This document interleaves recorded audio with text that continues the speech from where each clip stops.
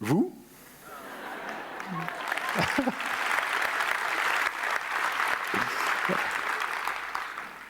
Moi?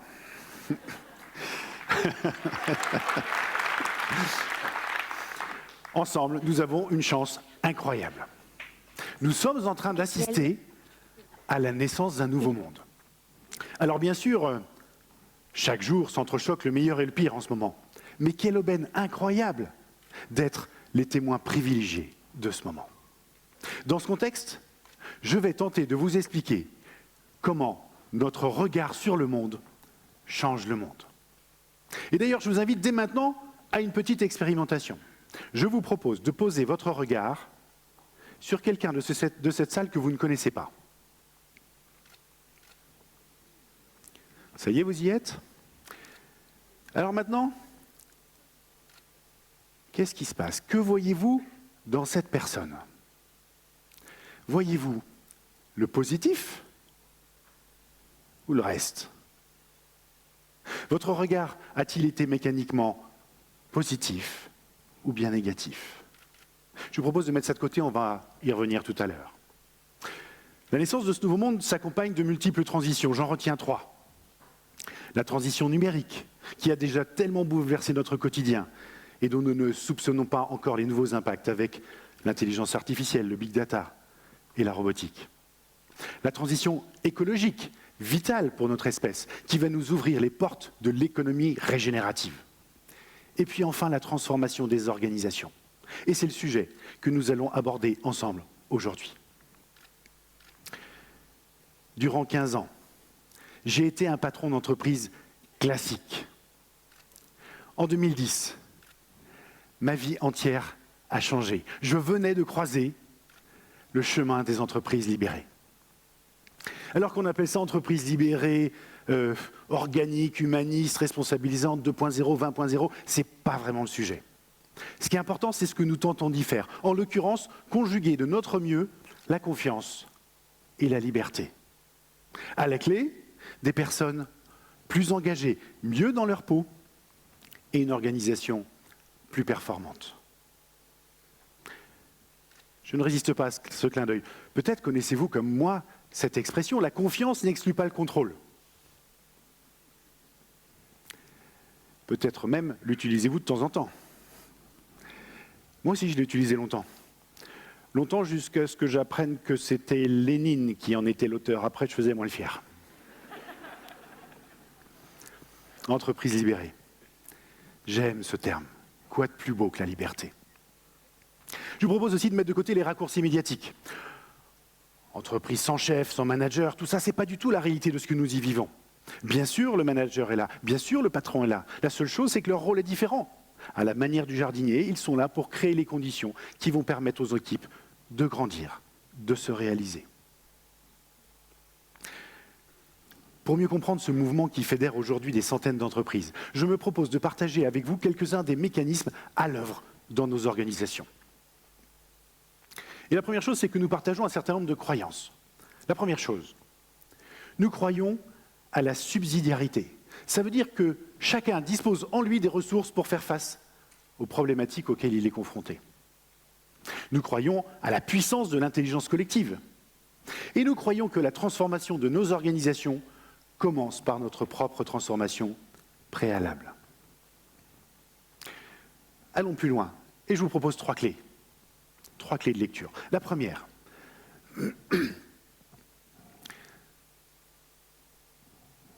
Robert Rosenthal, psychologue américain, confie un jour à ses élèves des rats. L'objectif, leur faire traverser un labyrinthe le rapidement possible. La première équipe reçoit des rats exceptionnels, la seconde des rats peu agiles. Il les entraîne, le résultat arrive, et c'est les rats, l'équipe de rats exceptionnels qui va gagner très haut la main l'épreuve. En réalité, les rats ont été affectés de manière totalement aléatoire. Et pour autant, vous voyez le résultat. On constate donc très vite que finalement le regard de l'accompagnateur, du coach, du manager sur son équipe impacte directement le résultat de l'équipe. Si le regard est positif et transcendant, c'est l'effet Pygmalion. S'il est négatif, s'il amène un désengagement, ça sera l'effet golem. L'expérience est renouvelée, cette fois-ci dans une école de San Francisco. Les profs apprennent qu'un certain nombre de leurs élèves ont des capacités extraordinaires. En réalité, les scientifiques, après avoir fait passer un test de QI aux enfants, ont augmenté artificiellement les notes pour certains d'entre eux. Ils reviennent un an après.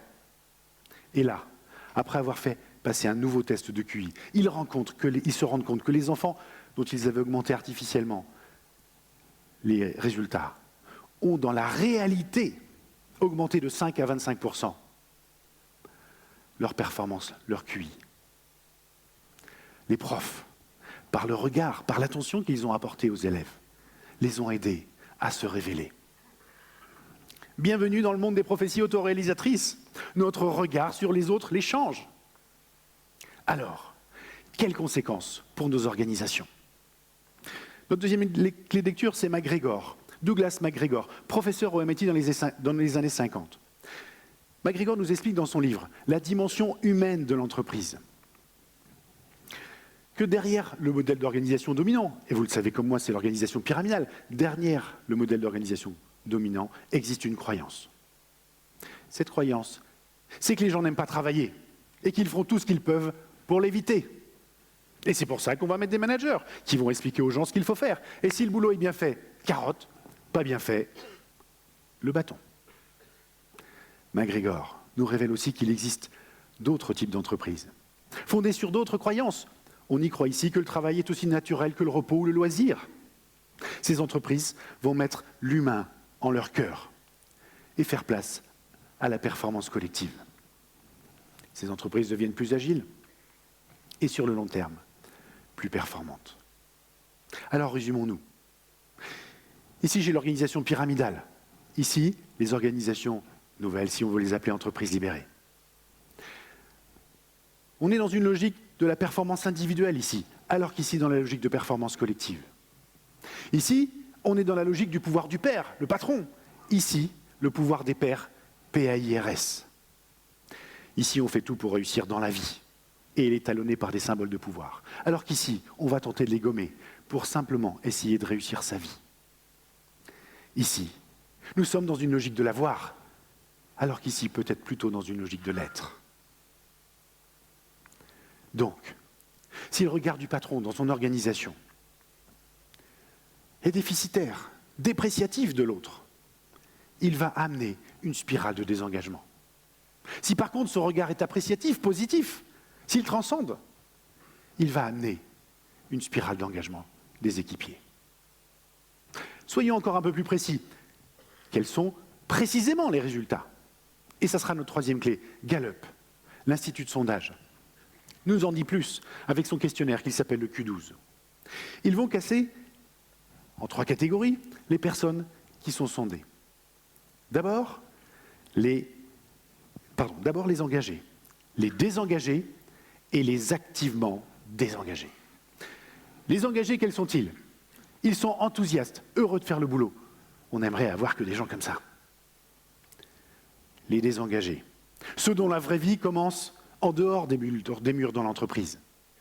On les repère assez facilement, ceux-là. Comment ça va? Comme un lundi. Aussi allez, bon courage. Et puis les troisième catégories, les activement désengagés, ceux qu'on pourrait considérer comme toxiques pour l'organisation. Eh bien, connaissez-vous ces chiffres? Au niveau mondial. Au niveau mondial, le pourcentage des salariés considérés comme engagés, uniquement 13%. À l'opposé, les activement désengagés, les toxiques de l'organisation, 24%. Et donc 63 au milieu. Imaginez un bateau avec 8 rameurs. Ça veut dire qu'il y en a un qui rame fort dans un sens. 5 qui font des petits coups de ramette comme ça. Et 2 qui rament à l'envers.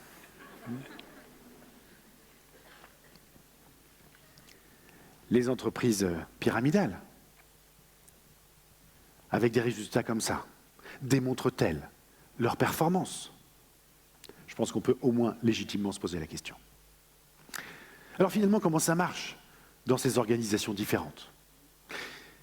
Isaac Getz, le co-auteur de Liberté et compagnie, ce best-seller.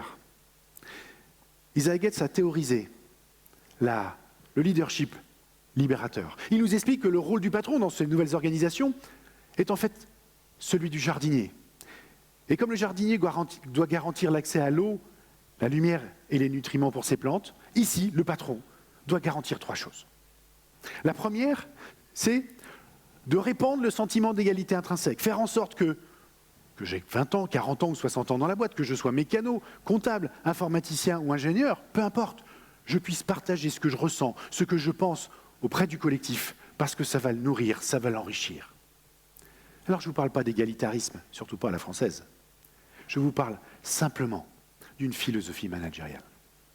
Le deuxième ingrédient, eh bien, c'est la possibilité à tous de se réaliser. Par exemple, que je puisse travailler à mon développement personnel, me former, construire mon parcours de vie au sein de cette organisation. Le troisième ingrédient, garantir l'autodirection. Faire que chacun dans l'organisation, quel que soit son rôle, va pouvoir prendre toutes les décisions qu'il souhaite pour servir le projet de l'entreprise sans avoir besoin de l'autorisation d'un chef ou de répondre à la procédure 414. Eh bien voilà, c'est ce regard positif que nous allons essayer de poser sur nos équipiers, qui parfois va leur permettre de se réaliser, parfois même de se révéler.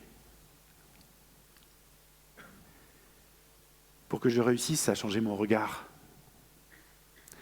il a fallu, moi, d'abord, que j'aille regarder à l'intérieur de moi. Grâce à mon coach, Jean-Loup, et des nombreux mois de travail, j'ai pu travailler mon lâcher-prise. J'étais pétri de croyances. Je pensais par exemple que si je n'étais pas au cœur de la bataille à prendre toutes les décisions dans l'entreprise, il ne pouvait rien se passer de bien. Imaginez ce que j'ai pu ressentir quand après 1 an de voyage en famille autour du monde, je reviens et je me rends compte que l'entreprise marche mieux que quand j'étais là. Ça pique. J'ai pu apprivoiser ma vulnérabilité. Quand je suis dans le doute, je mets inconsciemment en place des mécanismes de contrôle très puissants qui découragent souvent mes équipiers. J'arrive aujourd'hui à partager avec eux cette difficulté. J'ai pu aussi découvrir ma part d'ombre. Vous savez, cette partie de chacun d'entre nous, cette partie qu'on passe notre temps à essayer de masquer aux yeux des autres. Chez moi, cette partie, elle pourrait être moins humble que je ne le voudrais. Elle pourrait même parfois avoir envie de convaincre, et de convaincre à tout prix. C'est peut-être même un mécanisme qui est en train de se jouer en ce moment, entre vous et moi. Les coachs nous emmènent dans des voyages incroyables. Des voyages qui vont nous permettre petit à petit de nous aligner, le cerveau, le cœur et les tripes. Et vous? Et vous? Où en êtes-vous? Comment ça se passe dans vos organisations? Sont-elles drivées par la défiance et la quête de la performance individuelle, ou bien par la confiance et par la logique de performance collective? Face à ce constat, qu'allez-vous faire? Allez-vous décider de changer de regard sur vos collègues? Allez-vous décider à travailler sur vous? Notre regard sur le monde change le monde. Et nous pouvons décider que ce regard sera positif. Alors pour terminer, je vais vous inviter à une nouvelle expérience. Je vais vous proposer de vous lever et de vous mettre 2 par 2 avec quelqu'un que vous ne connaissez pas.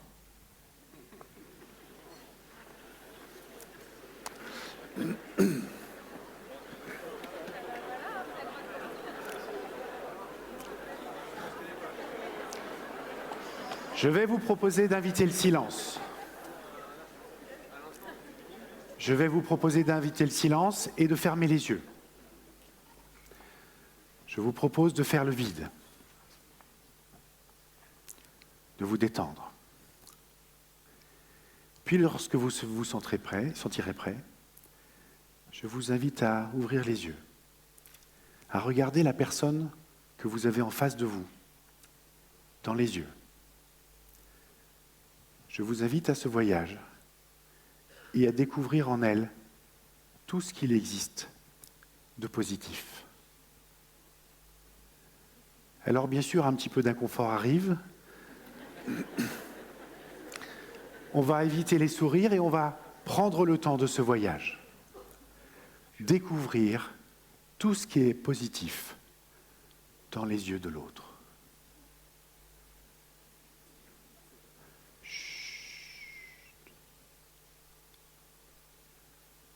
Maintenant, je vous invite à vous connecter à l'autre en mettant vos mains comme ceci. Et je vous invite, en quelques mots, à partager tout ce que vous avez vu de magnifique. C'est parti.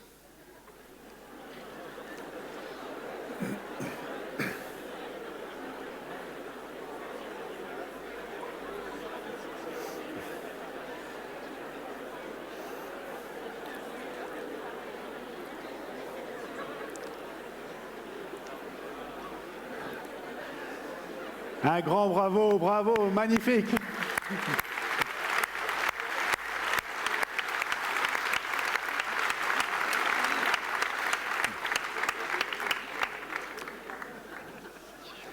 Vous avez pu le constater.